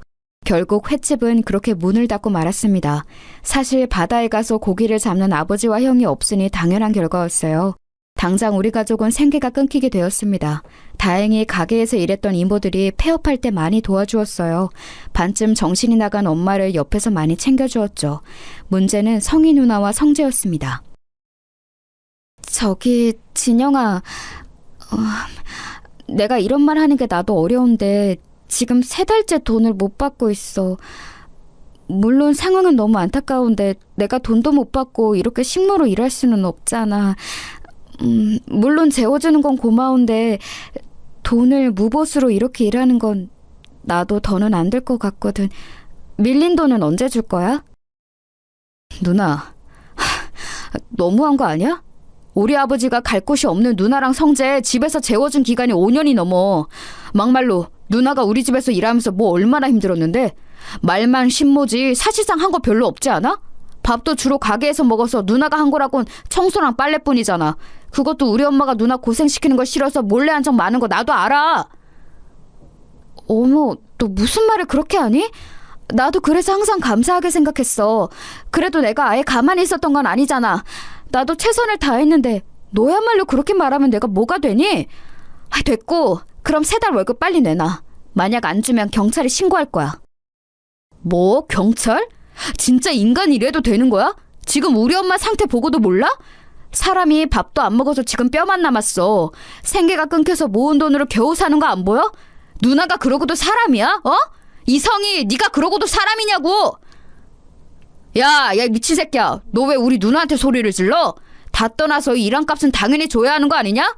왜 우리 누나한테 화풀이야? 우리 누나가 네 아빠랑 형 죽였어? 뭐? 야, 이성재, 너도 진짜 그러는 거 아니야. 우리 아빠가 네 학비 다 내줬던 건 까맣게 잊었냐? 와, 진짜 어떻게 사람들이 이러냐. 받을 때는 넙죽 받아놓고 이렇게 단물 다 빼먹으니까 본색을 드러내? 기어코 저와 성재는 주먹 다툼까지 하게 되었어요. 우리의 싸움을 말리러 온 주민들은 이미 다 사정을 아는 동네 사람들이었죠. 그래서 성희 누나와 성재에게 나서서 뭐라 하기도 했답니다. 하지만 그 둘은 아는 척도 하지 않았어요. 그렇게 성희 누나와 성재는 하루아침에 우리 집을 떠나게 되었습니다. 그때 들었던 감정은 배신감과 허탈함이었어요. 물론 대가를 많이 바라고 우리 아버지가 베풀었던 것은 아니에요. 하지만 그래도 사람이 상도덕이라는 게 있잖아요. 저라면 절대 그렇게 행동하지 않았을 거예요. 집에는 정신이 나간 엄마와 저만 남게 되었습니다. 그런데 더 황당한 일이 일어났어요. 진영아, 세상에 너 그 얘기 들었니? 성희 말이야, 성희. 그 동네 양아치 동석이랑 살림 찹쳤대. 결혼식도 안 올렸는데 혼인신고했다더라. 성재도 같이 살더라고. 그 동석이 걔잖아. 그 너희 가게에서 일하다 횡령으로 쫓겨난 놈. 뭐라고요? 그 동석이 형이랑 성희 누나가 부부라고요? 와, 아주 배신자끼리 잘 만났네요. 무슨 낯짝으로 우리 동네에서 계속 사는 거래요? 부끄럽지도 않나? 그러니까 말이야. 성희 그년이 가만 보면 아주 여우야. 너희 집에서 나오자마자 그렇게 동석이랑 결혼했어. 아니, 그래서 말인데 너 집에 도둑 맞은 거 없나 잘 봐. 금고 같은 거 안 털렸어? 주민의 제보로 저는 성희 누나가 우리 집에서 일하다 쫓겨난 동네 양아치와 결혼했다는 것을 알게 되었습니다. 그런데 아줌마가 마지막에 건넨 말에 저는 정신이 퍼뜩 들었어요. 그래서 바로 집으로 가서 금고를 확인했더니 글쎄 무슨 일이 있었는지 아세요? 우리 아버지는 금을 모아 금고에 넣어두고는 했었거든요. 그걸 우리 가족과 성희 누나 그리고 성재는 다 알고 있었습니다. 금고를 열었더니 금이 정말 하나도 없었어요. 그걸 보고 저는 바로 성희 누나를 찾아갔습니다. 이 도둑들아, 우리 집 금 내놔. 내가 금 훔쳐간 거 모를 줄 알아? 이 배신자들아, 너희가 그러고도 사람이냐? 문 열어! 아, 진짜 시끄럽네. 야, 너 뭐야? 우리가 왜 너희 집 금을 훔쳐가? 증거 있어? 있냐고! 확시 안 꺼져? 우리 누나 월급 안 준 거 그냥 넘어가라고 했는데 자꾸 이럴 거야? 너야말로 그러고도 사람이야? 우리가 무슨 금을 훔쳐갔다고 그래? 너랑 누나가 우리 집 금고 비밀번호 알고 있는 거 알아. 우리 아버지는 너희를 진짜 가족이라고 생각했는데 어떻게 이럴 수가 있어? 그 금 훔쳐서 이 집 산 거지? 이 망할 놈들아! 아우, 시끄러워. 야, 성재야, 안 되겠다. 이 새끼는 말이 안 통하네. 급기야 동네 양아치인 동석이 형은 저를 주먹으로 때리기 시작했어요. 동네 사람들이 지켜보는데 성재와 성희 누나는 말릴 생각도 하지 않았습니다. 그렇게 바닥을 구르면서도 저는 어떻게든 금을 되찾아오고 싶었어요. 우리 엄마 상태 알잖아. 제발 금 돌려줘. 이대로는 안 돼. 나는 어떻게 살라고. 제발 누나, 성재야, 금 하나라도 줘. 우리 어머니 아픈 거 안 보이냐? 그 셋은 제 말은 들은 척도 하지 않고 문을 세차게 닫았어요. 그 광경을 보고 땅에서 울분을 토했던 기억이 아직도 나요. 그때 제 나이가 너무 어렸는데 당장 어떻게 살아야 할지 고민이 되었습니다. 하늘이 원망스럽다는 말이 무슨 뜻인지 너무 알 것 같았어요. 여보, 진서가, 우리 큰아들, 내 남편, 밥 먹어야 돼. 밥을 차려야겠어. 바다에서 돌아오면 배가 고프니까 오자마자 먹을 수 있게 해야지. 제발 그만! 엄마, 정신 차려. 나도 너무 힘들어. 도저히 배는 아버지랑 형이 생각나서 못하겠어. 우리 어떡해?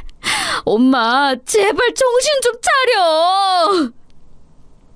저는 그나마 남은 배로 어떻게든 바다에 나가려고 했는데 그것도 쉽지 않았어요.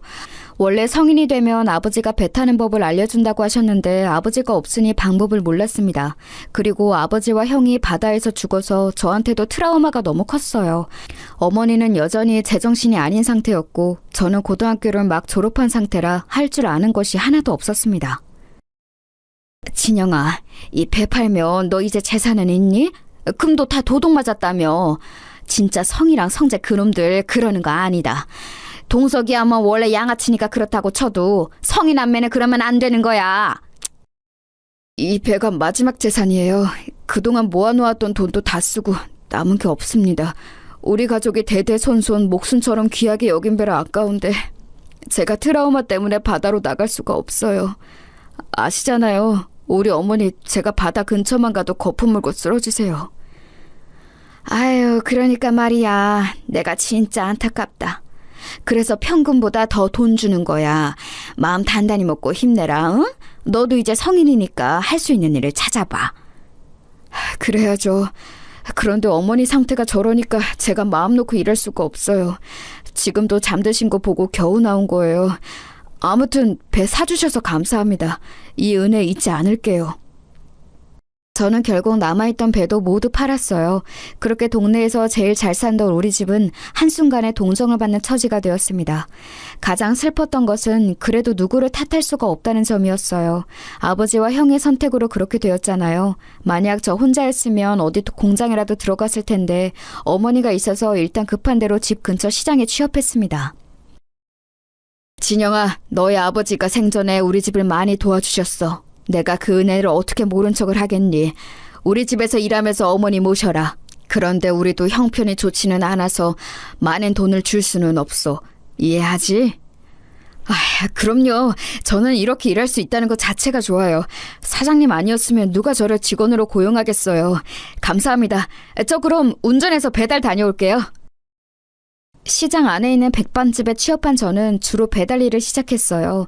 돈을 많이 벌지는 못했지만 그래도 어머니를 혼자 모시고 살기에 나쁘지는 않았습니다.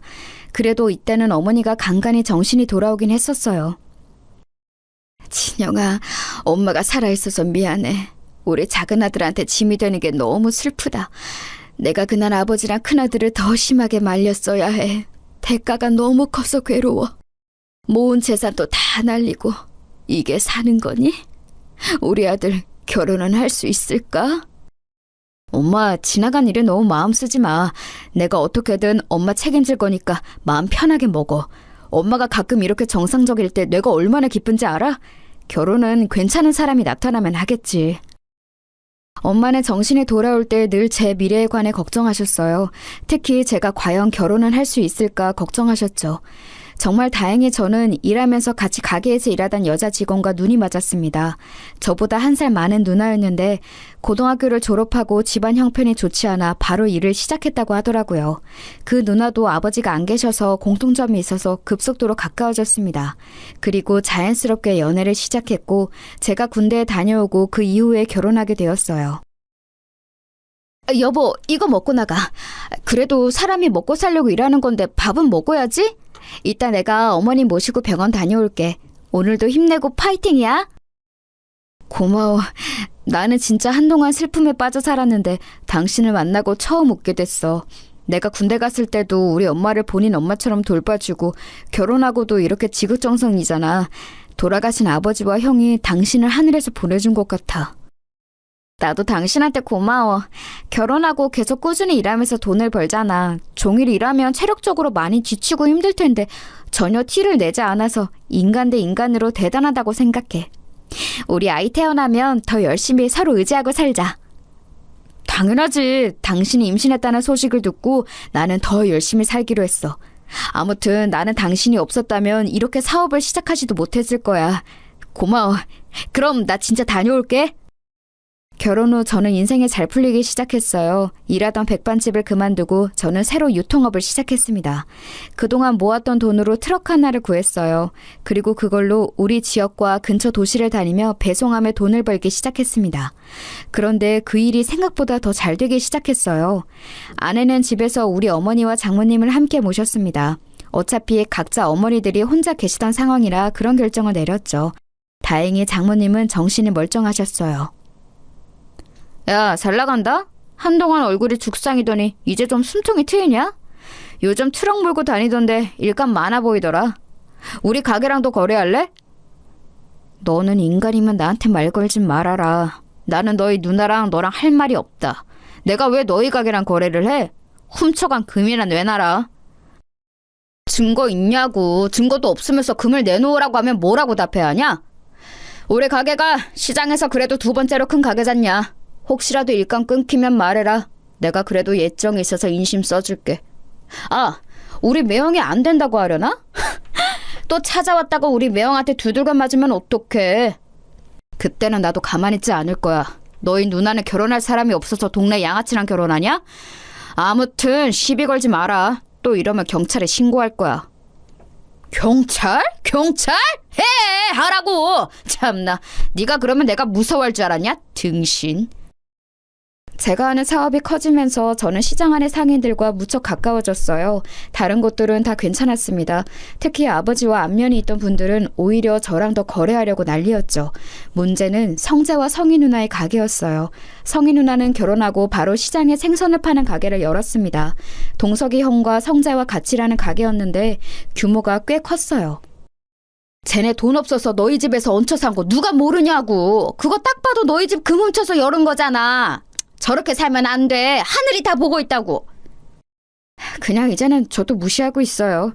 아니라고 잡아떼는 것 보면 인간이 어떻게 저럴까 궁금하기도 하더라고요. 저 대신 화내주셔서 감사해요. 삼촌, 그럼 저 배달 다녀올게요.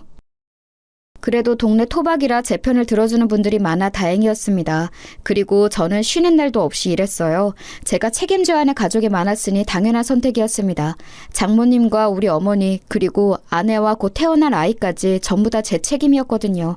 다행히 이렇게 열심히 사는 모습을 보고 사장님들도 일감을 더 주려고 하셨어요. 사업의 규모가 확장되는 시기에 아내는 출산을 하게 되었습니다. 한서방, 가서 잠을 좀 자. 이따 새벽에 또 배송 가야 한다고 하지 않았어? 아이들은 내가 돌볼 테니 가서 눈이라도 붙여. 아우, 이 사람아, 그러다 쓰러져. 아이들이 예쁜 것은 알겠는데 그래도 본인 몸을 잘 돌봐야 해. 장모님 깨셨어요? 저도 좋아서 이러는 거예요. 우리 아이들 너무 예쁘지 않아요? 아내가 힘들까봐 깨는 게 싫어서 몰래 나와 있었어요. 쌍둥이 얼굴을 보고 있으면 하나도 힘들지 않아요. 피로가 아예 느껴지지 않아서 저도 신기해요. 자네 덕분에 우리 딸도 나도 사돈댁도 잘 살잖아. 그래도 누가 뭐래도 건강이 제일 우선이야. 알지? 몸 챙겨가면서 일해. 내가 오늘 시장 가서 재료 사서 닭백숙을 해놓을 테니 와서 먹어. 와, 장모님 감사해요. 힘드실 텐데 매번 우리 엄마랑 말동무도 해주시고 제가 오히려 복 받았다고 생각해요. 무려 아내는 쌍둥이를 낳았어요. 쌍둥이라 제 어깨 위에 짐은 2배였지만 행복도 2배였어요. 아무리 잠을 못 자고 일하고 밥을 못 먹으며 일해도 쌍둥이들만 생각하면 행복했습니다. 열심히 일한 덕분에 날이 갈수록 바빠졌는데 그것조차 뿌듯했어요. 하지만 하늘도 참 무심하더라고요. 이렇게 잘 나가던 저는 한순간에 또 바닥을 치게 되었어요. 사장님, 나도 힘들어. 우리도 죽겠다고. 나도 배송할 게 있으면 당연히 한 사장한테 주지. 지금 경기가 안 좋아도 너무 안 좋잖아. IMF 터진 거 봤지? 우리만 이런 게 아니야. 어떡하죠? 저 이번 달에 일감이 하나도 없어요. 다들 가게를 닫고 있더라고요. 게다가 옆 도시 공장도 제가 담당했는데 거기도 폐업한대요. 이러다 직원들 월급도 못 주게 생겼어요. 하필이면 제가 자리 잡기 시작했을 때 IMF가 터졌습니다. 사업이 확장되던 시기였는데 오히려 사업을 시작하기 전보다 더 지갑 사정이 안 좋아졌어요. 가족들과 같이 살던 집은 당연히 팔았고 동네에서 제일 싼 집에 사정해서 들어갔습니다. 여보, 내가 너무 미안해. 나도 일하고 싶은데 도저히 그럴 수가 없어. 다들 문을 닫고 있어서 내가 할 일이 없어. 어떡해? 우리 아이들도 아직 어린데 당신한테 고생만 시키는 것 같아서 미안해. 아니, 나는 괜찮아, 여보. 그러니까 실망하지 말고 낙담하지 마. 어떻게든 살려고 하면 길은 있을 거야. 나랑 엄마는 진짜 아무렇지도 않아. 우리만 힘든 거 아니잖아. 다만 문제가 있다면 우리 아이들하고 시어머니야. 어머니 치매 판정 받은 거 알지? 알지. 엎친 데 덮친 격이야. 원래도 증상이 있었는데 내가 무너지기 시작하면서 아예 치매 판정 받으셔서 더 죄송스러워. 당신한테는 내가 할 말이 없어. 적어도 우리 아이들은 안 굶기고 싶었는데. 여보, 괜찮아. 나도 엄마한테 아이들 맡기고 뭐 소일거리라도 할 일이 생기면 나가서 하려고. 어려울 때일수록 힘을 합쳐서 이겨내야 해. 알지? 유통업을 하며 이것저것 손을 대고 있는 게 많았는데 정말 한순간에 신기루처럼 사라졌어요. 트럭을 몇 개 더 사려고 여기저기 빌린 돈이 많았는데 갚을 돈이 없었습니다. 그 사람들은 우리 집에 달려와서 항의하기 시작했어요. 아우, 돈 내놔! 한 사장! 빌려간 돈 내놓으라고! 그 돈 없으면 우리가 다 굶어 죽어! 그러니까 돈 내놔! 문 안 열어? 열어! 열라고! 여보, 급한 대로 그 비상금을 주자. 저 아저씨가 나 망하기 전에 제일 도와줬던 사람이야. 일단 급한 불부터 끄는 게 맞는 것 같아. 여보, 안 돼. 이 비상금 진짜 이게 마지막이야. 우리 이거 주면 돈이 없어. 이것마저 주면 우리 아이들은 당장 내일부터 굶어야 해. 나는 굶어도 괜찮은데 나 우리 아이들은 못 굶겨. 돈을 빌려준 사람들은 계속해서 우리 집을 찾아왔는데 줄 돈이 없었어요. 그동안 사업하며 벌었던 돈을 탈탈 털어 갚았는데도 갚을 돈이 남아있었습니다. 저도 당장 우리 가족이 힘드니까 나중에 갚고 싶었는데 역시 돈 앞에서는 사람들이 참 냉정했어요. 위협적으로 찾아와서 돈을 갚지 않으며 불을 지른다는 소리에 아내가 저 몰래 모았던 돈까지 다 주었죠. 그렇게 수습하고 보니 우리 집은 돈뿐만이 아니고 당장 먹을 쌀도 없었습니다. 저는 제가 굶는 것은 괜찮았는데 아직 돌도 되지 않은 우리 쌍둥이들과 장모님, 어머니가 굶는 것은 못 보겠더라고요. 여보, 어쩔 수 없다. 오늘 우리 아기들 아무것도 못 먹었지? 이대로 가다간 진짜 배고파서 아이들 죽게 생겼어. 나 그 꼴은 절대 못 봐. 나 결심했어. 성재네 찾아가서 사정하고 올게. 유일하게 시장에서 망하지 않고 계속 영업하는 가게가 성재 가게잖아. 뭐라고? 당신 제정신이야? 그 집을 찾아가서 돈을 빌린다고? 여보, 당신이 간다고 거기서 돈을 줄까? 저번처럼 두들겨 맞는 거 아니야? 일단 가봐야지. 그래도 우리 아버지가 베풀었던 게 있는데 모른 척을 할까? 지금 이렇게라도 안 하면 우리는 당장 살 수가 없잖아. 나 그럼 성재 가게 다녀올게. 문단속 잘하고 있어? 저는 결국 자존심을 다 내려놓고 성재를 찾아갔어요. 사실 저도 성재가 선뜻 빌려주지 않을 거라는 것은 알고 있었습니다. 그래도 일말의 희망이 있었죠. 이게 누구야? 잘난 한 사장 아니야? 여기까지 무슨 일로? 우린 당신한테 줄 일감 없는데. 성재야, 단도직입적으로 말할게. 나 쌍둥이 키우는 거 알지? 지금 우리 엄마도 그렇고 가족들이 며칠째 밥을 못 먹고 있어. 미안한데 100만 원만 빌려주라. 제발 부탁이다. 그거 참 안타까운 소식이네. 내가 마음 같아서는 당장 100만 원이 뭐냐? 1000만 원을 빌려주고 싶어. 그런데 우리도 사정이 힘드네. 줄 돈이 없어서 안 되겠다. 시장에서 유일하게 살아남은 가게가 너희 가게잖아. 내가 너희 가게 매출은 아는데 어떻게 안 될까? 주라는 것도 아니야. 빌려달라는 거야. 이렇게 무릎 꿇고 빌게. 어? 우리 아버지가 너희 남매 가장 힘들 때 도와줬잖아. 그거 생각해서라도 제발. 아우, 줄 돈 없다고 몇 번 말하냐. 지금 우리 누나랑 매형 가게 올 시간 다 됐어. 매형 눈에 띄면 너 죽어. 그러니까 당장 꺼져. 안 꺼져? 성재는 제가 무릎 꿇고 울면서 빌어도 돈을 절대 빌려주지 않았어요. 저는 하지만 물러설 수가 없었습니다. 이미 자존심을 내려놓은 지 오래였어요. 집에 돈을 들고 가지 않으면 당장 가족들이 죽게 생겼으니 성재의 바지가랑이를 붙잡았습니다. 성재야, 제발, 우리 집에서 너한테 해줬던 거 기억 안 나? 그거 생각해서라도 쌀이라도 조금 주면 안 되겠냐?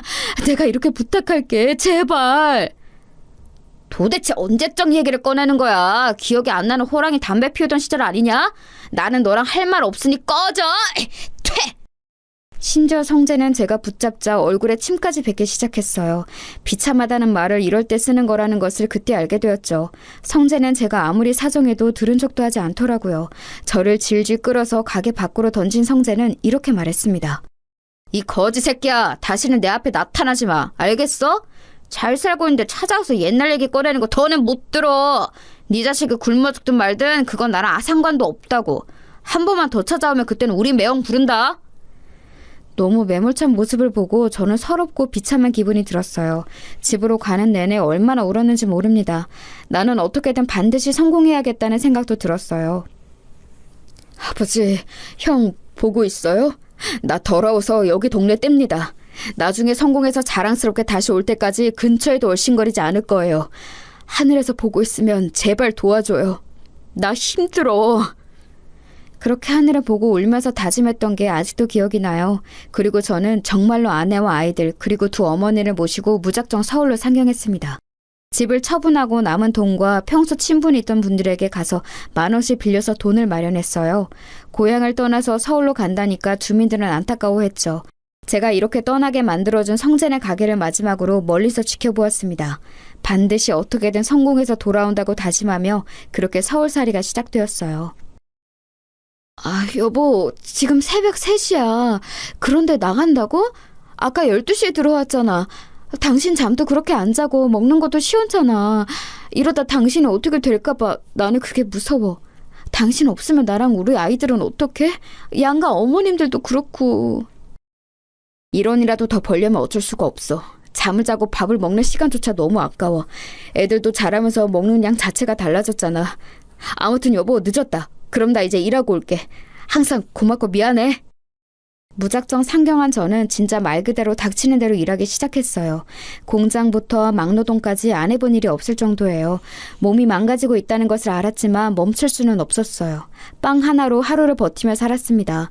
막노동하면 거기서 간식을 주는데 아무리 배가 고파도 절대 먹지 않고 집에 가져갔어요. 그 사정을 알고 같이 일하던 분들이 본인 간식을 주기도 했답니다. 지금 생각해도 너무 감사한 경험이죠. 이렇게 몇 년을 일하니 아이들이 학교에 입학할 나이가 되었어요. 그동안 반지하 쪽방에서 아이들을 키웠습니다. 이때 아내가 정말 많이 고생했어요. 어머니가 치매였고 장모님도 나이가 드시며 건강이 안 좋아졌거든요. 여보, 우리 드디어 이사 가는 거야? 그렇게 하루도 안 쉬고 일하더니 너무 잘 됐다. 우리 애들도 더 넓은 집에서 살면 좋아할 거야. 나는 당신이 너무 자랑스러워. 나는 당신한테 미안한 마음밖에 없어. 그동안 힘든 상황이었는데 싫은 소리 안 하고 버텨줘서 너무 고마워. 당신이 없었으면 이렇게 이사 가지 못했을 거야. 저는 하루도 쉬지 않고 일한 덕분에 돈을 어느 정도 모을 수 있었어요. 그렇게 이사 가고 막노동을 그만두고 집과 가까운 횟집에 취업하게 되었습니다. 그런데 여기서 뜻밖의 일이 일어났어요. 사람 일이 어떻게 될지 모른다는 말을 깨닫게 되었습니다. 진영아, 어릴 때 어머니가 횟집 운영하셨다고 들었는데 진짜 회를 잘 뜨네. 어떻게 이렇게 깔끔하게 해? 그리고 모르는 생선이 없어. 친절하고 항상 웃는 인상이라 너무 좋아. 우리 가게에서 평생 일해. 알겠지? 월급 더 올려줄게. 어머니는 횟집 하셨고 아버지는 바다에 직접 가서 생선 잡는 선장이었어요. 그래서 저도 어릴 때 아빠 따라 바다에 나가곤 했죠. 그러다 안 좋은 일이 있기는 했는데 애초에 바닷가가 고향이라 익숙해요. 그래, 잘됐다. 그 집에 장모님하고 어머니하고 같이 산다고 했지? 보기 드문 효자야. 우리 가게로 모셔와. 내가 진영이네 가족들은 돈 안 받고 먹고 싶은 거 다 줄게. 저는 새로 구한 일이 매우 마음에 들었어요. 사장님이 털털하시고 좋은 분이셨거든요. 제 사정을 알고 실제로 편의도 많이 봐주셨습니다. 어머니와 장모님을 모시고 가면 정말로 돈을 받지 않으셨죠. 그렇게 몇 년을 일하니 사장님과 저는 친형제처럼 친해졌어요. 뭐? 그런 일이 있었어? 와, 진짜 그런 놈들은 나중에 천벌받을 거야. 사람이 그렇게 살면 안 되는 거야. 한 번 사는 인생인데 본인하고 가족들에게 당당해야지. 원. 진영이 그동안 너무 고생 많았다. 이제 앞으로는 잘 살기 바래. 힘든 거 있으면 언제든지 얘기하고. 사장님과 가까워진 저는 서울로 올라오고 처음으로 타인에게 의지하게 되었습니다. 정이 워낙 많은 사장님은 심지어 우리 쌍둥이들도 많이 예뻐하셨어요. 사모님도 굉장히 좋은 분이라 같이 여행을 갈 정도면 어느 정도인지 아시겠죠? 처음에는 사실 오래 일할 거라 전혀 생각하지 않았는데 어느새 그 가게에서 10년을 일하게 되었습니다. 이제는 가족 같은 사이가 되었던 거죠. 그런데 그러던 어느 날 사장님이 저를 불러 앉혀놓고 진지하게 말하셨습니다. 진영아, 나는 이제 아내랑 서울 생활을 청산하고 고향으로 가려고 해. 그동안 너무 고마웠다. 아내랑도 얘기했는데 만약 네가 없었으면 우리가 이렇게 가게를 잘 운영하지 못했을 거야. 너한테 너무 고마워. 에이, 제가 뭘 했다고요. 사장님 덕분에 저랑 우리 가족은 덕분에 행복했어요. 고향에 가시면 담배 그만 피우시고 몸 건강 챙기세요. 저도 시간 나면 가족들 데리고 놀러 가도 되는 거죠? 진영이 너는 연락 안 하고 무작정 와도 언제나 환영이지. 그나저나 진영아, 내가 이렇게 너한테 얘기하는 이유가 있어. 아내랑 이미 얘기 끝나서 하는 말이야. 나는 이 가게를 너처럼 무작정 서울로 올라와서 열었어. 그건 너도 알지? 그래서 애착이 매우 커. 이 소중한 가게를 닫고 내려가는 것은 아내도 나도 원하지 않아. 그래서 말인데 진영인 네가 사장님이 되어줄 수 있겠니? 다른 권리금이니 뭐니 그런 것은 우리 사이에 어울리지 않아. 그냥 네가 이어서 하면 된다. 네? 사장님 그거 진심이세요?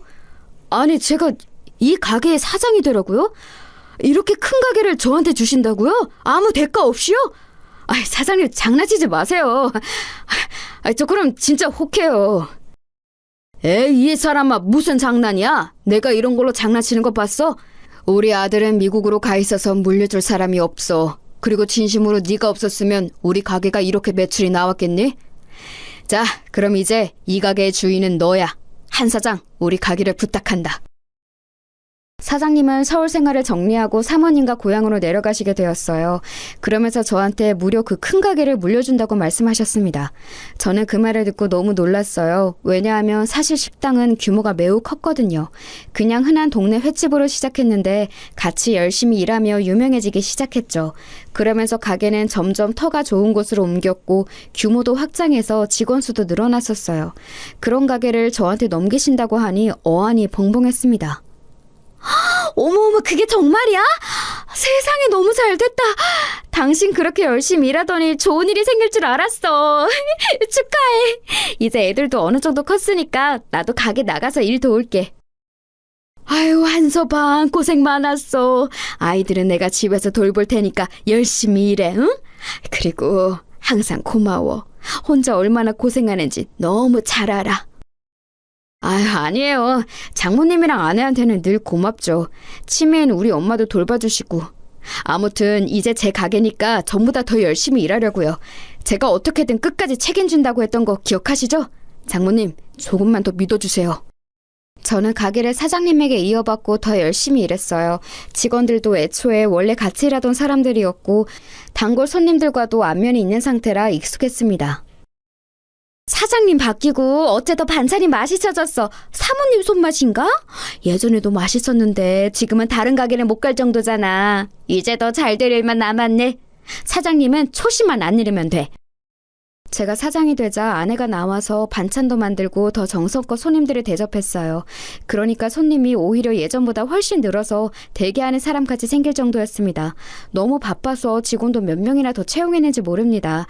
그렇게 10년을 더 일했어요. 가게는 2, 3호점까지 낼 정도로 잘 되고 있습니다. 물론 좋은 일만 있던 것은 아니에요. 치매에 걸리셨던 어머니가 돌아가셨습니다. 어머니는 놀랍게도 돌아가시기 직전에 잠깐 정신을 차리셨어요. 그리고 저한테 말씀하셨죠. 진영아, 고생 많았어. 내 아들, 엄마는 이제 여기까지야. 우리 아들 미안해. 엄마는 아빠랑 네 형을 보러 갈게. 엄마 죽으면 우리 고향에 묻어줄래? 아빠 옆에 잠들고 싶어. 엄마 걱정하지 말아요. 엄마도 그동안 사느라 고생 많았어. 이제 하늘에서는 편안하게 있어. 아버지랑 형한테 안부 전해줘요. 엄마는 그래도 마지막에 가실 때는 편안하게 가셨어요. 그리고 저는 엄마의 유언을 들어주기 위해 고향을 떠난 이후 처음으로 다시 방문하게 되었습니다. 10년이 지나고 다시 간 고향은 세월이 흘러도 변함없었어요. 오랜만에 보는 반가운 얼굴도 많았답니다.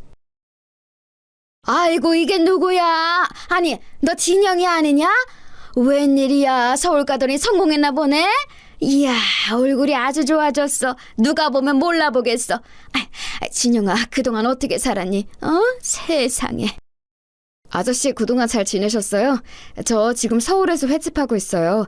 장사가 생각보다 잘 되어서 다행이에요. 아저씨는 그대로네요. 저 서울 갈 때 빌려주신 돈 갚으려고요. 너무 늦게 와서 죄송해요. 아, 그때 그 돈? 아니야, 나는 10만 원을 줬는데 1,000만 원을 돌려주네. 아이고, 고맙다. 진영이 너 떠나고 여기는 한동안 말이 많았어. 성재네도 지금 망해서 여기저기 돈 빌리고 다녀. 그리고 그 동석이 그 놈이 성이랑 이혼했어. 20년이 지났으니 당연히 이자까지 줘야죠. 그때 아저씨가 저한테 돈 안 주셨으면 저 서울 갈 차비도 없었어요. 아직도 감사하게 생각하고 있어요. 어머니도 돌아가시기 전에 아저씨 얘기를 했을 정도로 감사해요. 내려오며 성재랑 성희 누나가 궁금했던 것은 사실이랍니다. 어머니를 묻어주러 오며 머릿속엔 성재가 가득했죠. 그래도 제가 성공한 상태로 내려가서 참 다행이라고 생각했는데 뜻밖의 말을 듣게 되었습니다. 그런데 그놈들이 평판이 워낙 안 좋았어야지. 돈을 빌리러 다녀도 다들 모른 척 하더라. 그놈이 나한테도 와서 돈을 빌렸는데 걔한테는 1원도 주기 싫더라고. 역시 그렇게 못된 마음으로 살면 반드시 벌을 받게 되어 있어. 동네 주민들의 제보를 듣고 저는 입가에 미소가 걸리기 시작했어요. 배신당하고 서러움과 괘씸함에 잠을 못 잤던 지난 날들이 생각나기 시작했죠. 쌀을 살 돈이 없어서 울며 사정했던 날이 아직도 생생하거든요. 그런데 20년이 지난 지금 완전히 처지가 바뀌었잖아요. 일단 어머니 유골을 묻어주는 게 우선이라 잠시 성재는 생각하지 않고 있었습니다. 고향이라 워낙 반가운 얼굴이 많아 여기저기 인사하고 마침내 마지막 날이 되었어요. 아내와 같이 가서 올라갈 생각을 하고 있었는데 글쎄 성재와 성희 누나가 우리를 먼저 찾아왔습니다. 야, 진영아, 오랜만이다. 너 잘 지냈어? 야, 내가 너 얼마나 보고 싶었는지 알아? 얼굴 완전 좋아졌다. 잘 지내는 거 보니까 좋다, 야. 진영아, 너 잘 나가는 사장님이라며? 얘기 듣고 왔어. 다름이 아니라 혹시 우리한테 돈 조금 빌려줄 수 있어? 예정을 생각해서라도 어떻게 안 될까? 누나는 양심도 없다. 20년 만에 봤는데 대뜸 돈을 달라고? 진짜 이 사람들은 변하지를 않네?